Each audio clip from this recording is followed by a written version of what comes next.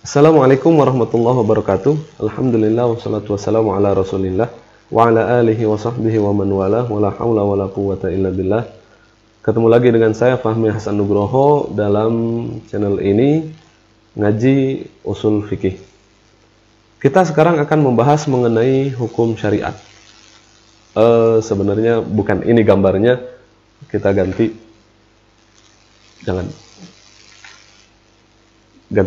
gambar ini lebih tepat.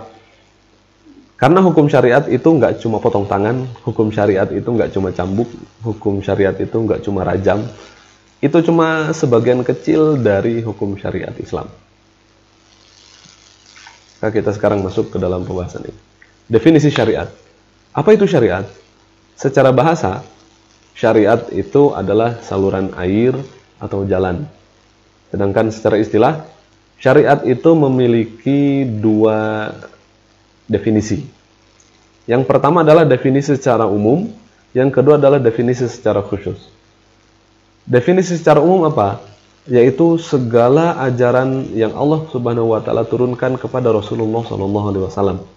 Baik dari sisi kepercayaan, iman kepada Allah, kepada malaikat, kepada kitab dan sebagainya, dari sisi fikih, ya ibadah, muamalah dan macam-macam, dan juga akhlak, tasawuf.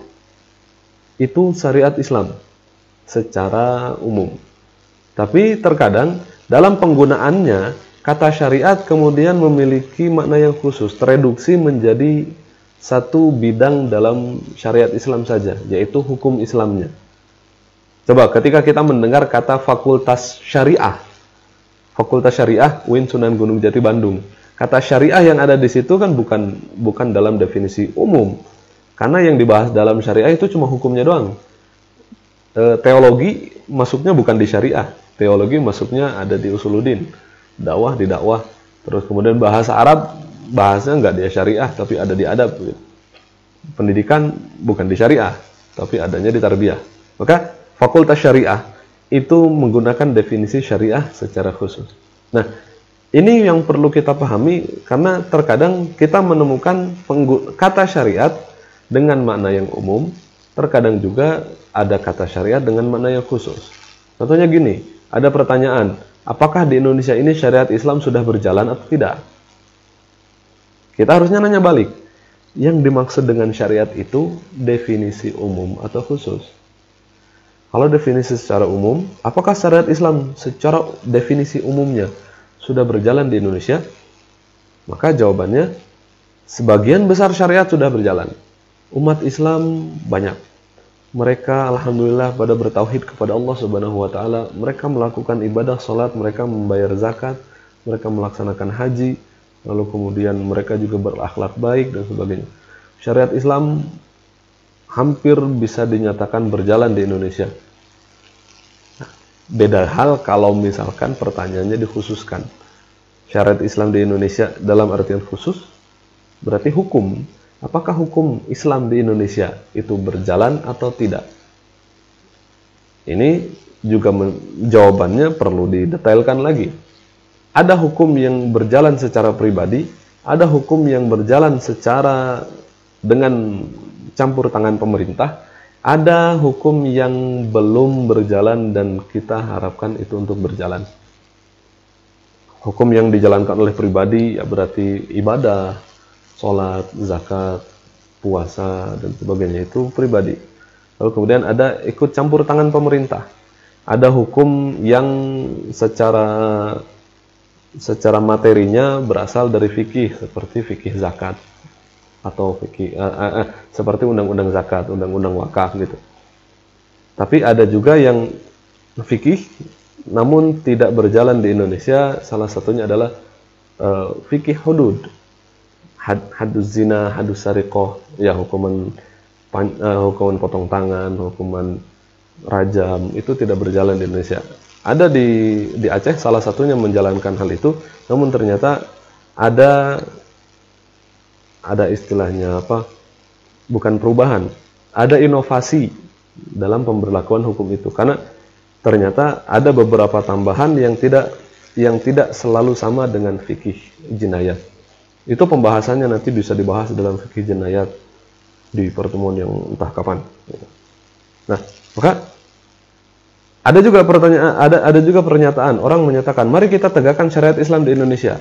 Yang dimaksudkan syariat Islam di sini adalah umum atau khusus. Kalau misalkan yang dimaksud adalah umum, maka menegakkan syariat Islam itu dijalankan dengan apa? Dengan ngajari anak-anak sholat, ngajari anak-anak ngaji, mengisi pengajian di masjid, memberantas kemiskinan, itu menegakkan syariat Islam secara umum. Menjaga akidah Islam, menjaga akidah masyarakat biar tidak syirik, itu kan menegakkan syariat Islam juga. Sedangkan kalau misalkan makna yang khusus, berarti yang ditegakkan itu adalah hukum Islam. Hukum Islam, dilihat hukum Islam mana yang belum ditegakkan. Yang belum ditegakkan adalah hudud. Berarti fokusnya cuma ke situ doang, enggak ke masalah-masalah yang lain. Itu tadi definisinya, syariat bisa bermakna umum atau bisa bermakna khusus. Gitu. Nah, lalu kemudian hukum syariat didefinisikan dengan apa? Hukum syariat didefinisikan dengan ketetapan Allah terkait amal perbuatan mukallaf dalam bentuk permintaan, pemberian pilihan, dan juga hukum keterkaitan. Ada dua hal yang perlu dilihat di sini. Yang pertama adalah amal perbuatan, yang kedua adalah mukallaf. Apa itu mukallaf? Siapa itu mukallaf? Mukallaf itu adalah orang yang dibebani oleh hukum Islam. Orang yang harus melaksanakan syariat Islam. Ketika dia masuk dalam kondisi tertentu, maka dia wajib untuk melaksanakan syariat Islam dalam dirinya sendiri. Yaitu ketika orang melengkapi atau mencakup 3 syarat ini. Pertama, dia Islam. Yang kedua, dia baligh. Yang ketiga, dia berakal. Dia Islam tapi dia belum baligh, maka dia belum wajib sholat, belum wajib puasa. Dia Islam sudah baligh tapi dia gila, ya berarti tidak wajib amal ibadah bagi dia. Tidak ada syariat Islam berlaku bagi dia.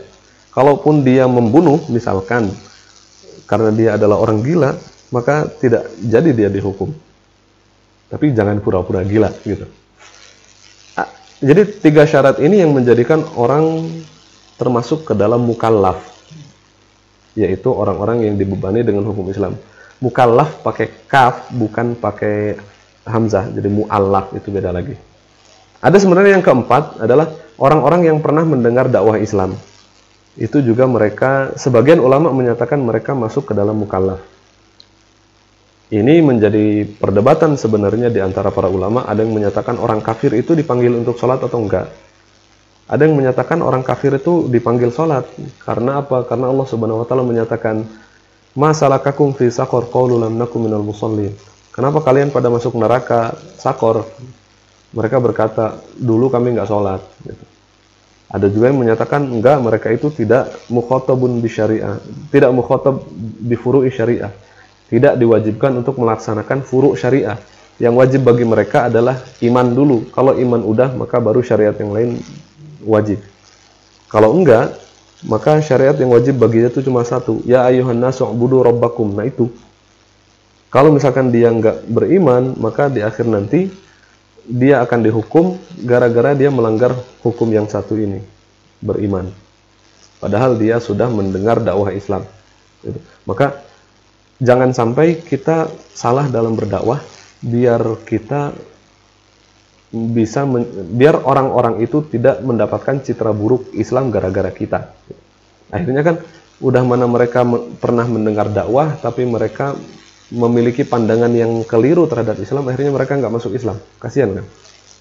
Gitu. Nah, yang kedua yang perlu kita pahami adalah tentang amal perbuatan. Apa yang dimaksud dengan amal perbuatan? Hukum Islam itu berkaitan dengan amal perbuatan. Maka sepanjang apapun kehidupan manusia ada di muka bumi, selama itulah syariat Islam berlaku. Selama itulah segala hal yang berkaitan dengan kehidupan manusia ada hukumnya. Maka di setiap masa sudah menjadi tugas para mujtahid untuk menyingkap hukum Allah yang ada dalam perkara baru yang datang pada masanya. Sekarang lagi rame Bitcoin. Apa sih hukumnya Bitcoin? Bagaimana Islam memandang Bitcoin? Maka para ulama membahas. Muncullah fatwa. Ada juga pembahasan tentang saham. Saham itu hukumnya bagaimana? Akhirnya para ulama berkumpul, Seperti kalau di MUI ada Majelis Ulama, ya, ada Dewan Syariah Nasional, Majelis Ulama Indonesia, mereka berkumpul, mereka membahas mengenai saham ini statusnya seperti apa aturan yang harus ada dalam jual beli saham dan sebagainya. Gitu. Hal-hal baru yang belum ada di zaman Rasulullah SAW tapi ada di zaman sekarang, maka harus dijawab oleh para ulama yang ada di masa sekarang. 10 tahun yang akan datang, 20 tahun yang akan datang, 50 tahun yang akan datang, bisa jadi itu merupakan tugas antum yang sekarang belajar fikih, belajar usul fikih, yang nanti suatu saat akan menjadi para ulama yang mengemban tugas ini. Ketika mendapatkan suatu permasalahan baru, tugas para ulama di masa itulah yang mengungkap hukum Allah dalam perkara baru ini apa. Jadi nggak usah heran ketika, kenapa sih MUI kok ngeluarin fatwa aja? Gitu. Kerjanya apa sih kok cuma ngeluarin fatwa, kasih solusi, boxing solutif gitu. Ya solusinya para ulama yaitu mengeluarkan fatwa untuk menyingkap hukum Allah apa. Gitu. Jadi begitulah kira-kira pembahasan tentang definisi hukum syariat. Nanti kita akan membahas mengenai jenis hukum syariat lebih lanjut pada video yang berikutnya. Terima kasih telah menyaksikan. Semoga bermanfaat bagi teman-teman. Jika memang video ini bermanfaat, silahkan di-share kepada teman-teman yang lain. Jangan lupa di-like, lalu kemudian isi komentar. Jika ada pertanyaan silahkan tuliskan di kolom komentar. Dan juga jangan lupa untuk di-subscribe untuk mendapatkan video-video yang lebih bermanfaat. Begitu, kurang lebihnya saya mohon maaf. Assalamualaikum warahmatullahi wabarakatuh.